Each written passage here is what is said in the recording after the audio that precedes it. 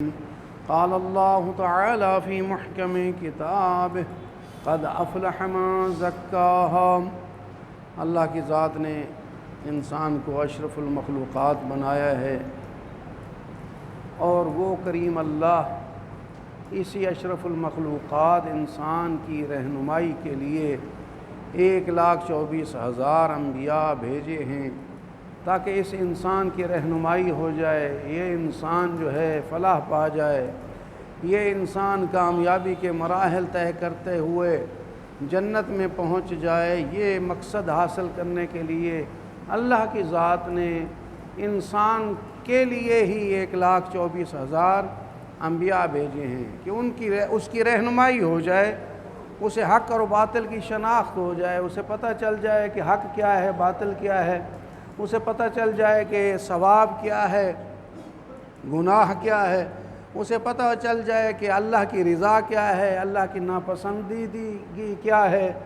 اسے یہ سب کچھ بتانے کے لیے، رضا الہی بتانے کے لیے اور اللہ کی ناراضگی بتانے کے لیے 1,24,000 انبیاء آئے ہیں۔ اور یہ سلسلہ خاتم النبیین حضرت محمد مصطفیٰ صلی اللہ علیہ وآلہ وسلم کے بعد یہ سلسلہ جاری ہے امامت کی شکل میں کہ قیامت تک جو ہے وہ رہنمائی ہوتی رہے گی۔ وہ کتنا کریم اللہ ہے، وہ خالق ہے، خلق کرنے والا ہے، وہی انسان کو رزق دینے والا ہے، اسی نے سارے اہتمام اس دنیا میں کیے ہیں۔ لیکن کمال یہ ہے کہ اتنی عظمت والا اللہ کہ اس کی تسبیح ہر شے اس کی تسبیح کر رہی ہے۔ قرآن مجید کے حکم کے مطابق، آیت کے مطابق کہ کوئی چیز ایسی نہیں ہے مگر وہ شے جو ہے وہ اللہ کی تسبیح بیان کر رہی ہے۔ یعنی اس شے سے مراد کہ جس پر شے کا اطلاق ہوتا ہے، چیز کا اطلاق ہوتا ہے، چاہے وہ انسانوں میں ہے، چاہے جنوں میں ہے، چاہے حیوانوں میں ہے، چاہے پرندوں میں ہے، چاہے وہی جو ہے ٹھوس نباتات میں ہے، چاہے حجر پتھر میں ہے، جس حالت میں ہے اس پر شے کا اطلاق ہے تو اللہ نے قرآن مجید میں بتا دیا ہے کہ وہ ہر شے اللہ کی تسبیح بیان کر رہی ہے۔ یعنی اور دوسری آیت میں ہے کہ زمین و آسمان میں جو کچھ بھی ہے وہ اللہ کی تسبیح بیان کر رہا ہے۔ آپ تصور کریں، زمین و آسمان میں جو کچھ بھی ہے وہ اللہ کی تسبیح بیان کر رہا ہے۔ وہ کریم اللہ جو کسی کی تسبیح کا محتاج نہیں ہے، انسانوں کی تسبیح کرنے کا محتاج اللہ نہیں ہے۔ آپ تصور کریں اس قرآن کی آیت کے مطابق جب کائنات میں جو چیز بھی ہے، زمین و آسمان میں جو کچھ بھی ہے وہ اللہ کی تسبیح بیان کر رہا ہے قرآن مجید کی اس آیت کے مطابق۔ اب اس تسبیح کے حوالے سے علماء کرام نے 2 نظریات پیش کیے ہیں۔ ایک تسبیح بیان کرنے کا انداز زبان حال ہے، ایک تسبیح بیان کرنے کا انداز زبان قال ہے۔ قال سے مراد جو کچھ ہم زبان سے بولتے ہیں، یہ بول کے تسبیح بیان کرنا۔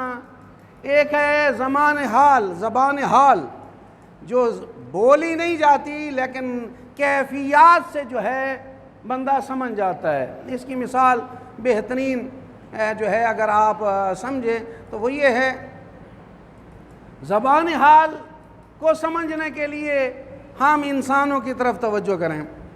انسان بعض اوقات وہی انسان جو ہے اپنی کیفیات کو چھپانے کی کوشش کرتا ہے، لیکن وہ کیفیات یا غم اور تکلیف جو اس کے اوپر آتے ہیں، وہ غم اور تکلیف بعض اوقات سمجھدار لوگ بندے کا چہرہ دیکھ کے پہچان جاتے ہیں کہ یہ کسی تکلیف میں ہے۔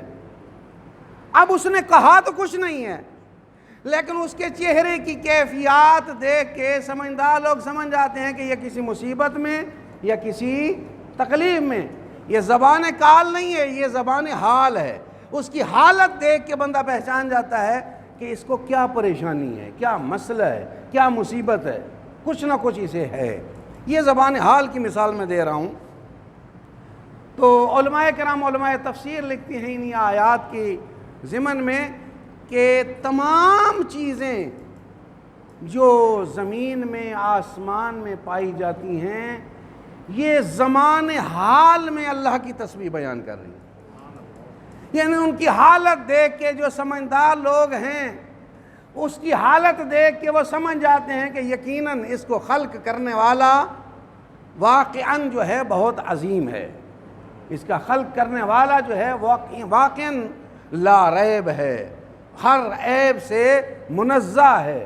اور یہی دیکھیں، اس کی مثال دنیا میں دیکھتے ہیں کہ کمپیوٹر بنانے والا جو کمپیوٹر بناتا ہے، مشین بناتا ہے، اور آپ کمپیوٹر استعمال کرتے ہیں تو اس کی خصوصیات دیکھ کے آپ سمجھدار لوگ جو کمپیوٹر کو جانتے ہیں تو وہ کہہ دیتے ہیں کہ یہ کمپیوٹر جو ہے اعلیٰ قسم کا کمپیوٹر ہے، اور یہ اعلیٰ قسم کا کمپیوٹر یہ بتا رہا ہوتا ہے کہ اس کے بنانے والے نے بڑی محنت سے اس کمپیوٹر کو بنایا ہے۔ تو یہ کمپیوٹر بول نہیں رہا، اپنی کارکردگی دکھا کے بتا رہا ہے کہ مجھے بنانے والے نے محنت سے بنایا ہے۔ یہ جو زبان ہے یہ زبان حال ہے کہ حال کو دیکھ کے، کیفیت کو دیکھ کے بندہ جو ہے وہ بنانے والے کی طرف متوجہ ہوتا ہے کہ بہت محنت سے جو ہے اسے بنایا گیا ہے۔ علماء کرام لکھتے ہیں کہ اللہ کی ذات کے حوالے سے جو تسبیح ہو رہی ہے، جو چیز بھی آپ دیکھتے ہیں وہ زبان حال میں وہ اللہ کی تسبیح بیان کر رہی ہے، یعنی اس کی حال ہے۔ یعنی کائنات پر آپ توجہ کریں، ستاروں پر توجہ کریں، آسمان پر چمکتے ہوئے تاروں پر توجہ کریں، آپ جو ہے ان پتوں پر توجہ کریں، آپ ان درختوں کی تخلیق میں جو اللہ تعالیٰ نے محنت کی ہے، ایک بیج پر توجہ کریں کہ ایک بیج ہے وہ کیسے پروان چڑھتا ہے اور پروان چڑھ کے کیسے پھل دیتا ہے۔ یہ پروان چڑھ کے جو ایک بیج پھل دے رہا ہے یہ بتا رہا ہے کہ جس مالک نے مجھے خلق کیا ہے وہ بے عیب ہے، وہ کسی زمین وہی ہے، مختلف بیج بو رہے ہیں، آپ فقط پانی یا دیگر زیادہ سے زیادہ کھاد دے رہے ہیں ٹائم پر، زمین وہی ہے، بیج مختلف ہیں تو وہ کریم اللہ مختلف انواع کی اجناس اور پھل پیدا کرتا ہے۔ تو یہ اس کا کمال ہے، وہ زمین بتا رہی ہے کہ وہ خالق اکبر جو ہے وہ کتنا وسیع ہے۔ یہ جو زبان حال ہے، ایک زبان قال ہے۔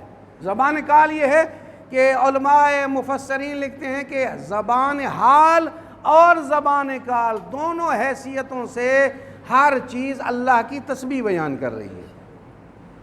ایک تو زبان حال ہے، حالت دیکھ کے وہ اللہ کی تسبیح بیان کر رہی ہے، ایک زبان قال ہے، نہیں اپنی زبان سے بھی وہ تسبیح بیان کر رہی ہے۔ اس کے متعلق مختلف روایات ہیں، خصوصاً امام جعفر صادق علیہ السلام کی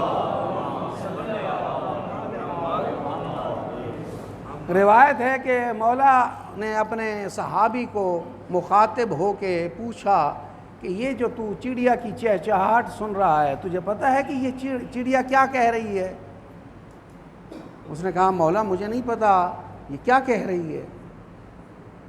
تو مولا نے فرمایا کہ یہ اپنے رب کی تسبیح بیان کرتے ہوئے اللہ سے اپنی روزی طلب کر رہی ہے۔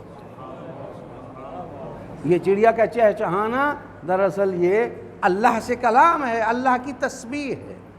اور رسول خدا حضرت محمد مصطفیٰ صلی اللہ علیہ وآلہ وسلم کہ یہ فرمان یہ زبان قال کے حوالے سے ہے کہ آپ فرماتے ہیں کہ کوئی جانور یا کوئی پرندہ ایسا نہیں ہے کہ یا کوئی جانور یا پرندہ اڑنے والا پرندہ ایسا نہیں ہے مگر یہ کہ جب وہ اللہ کی تسبیح کو ختم کرتا ہے تو وہ شکار ہو جاتا ہے۔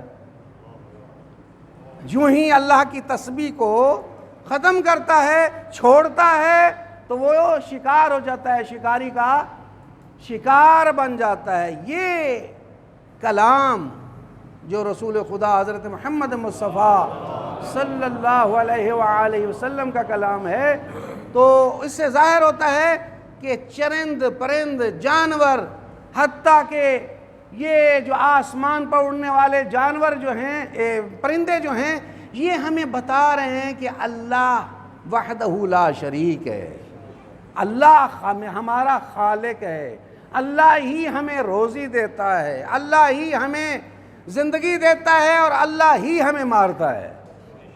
یہ اللہ کی تسبیح بیان کر رہے ہیں۔ اسی طرح معصوم کا ایک قول اسی زبان کال کے حوالے سے ہے، آپ نے فرمایا کہ معصوم فرماتے ہیں کہ کوئی دیوار، یہ تو تھی نا چرند پرند کی بات، اب ایسی چیزیں ٹھوس چیزوں کی طرف آئیں تو یہ فرمان ہمیں سمجھاتا ہے کہ کوئی دیوار نہیں گرتی مگر اس کے گرنے سے جو آواز پیدا ہوتی ہے وہ دیوار اللہ کی تسبیح بیان کر رہی ہے۔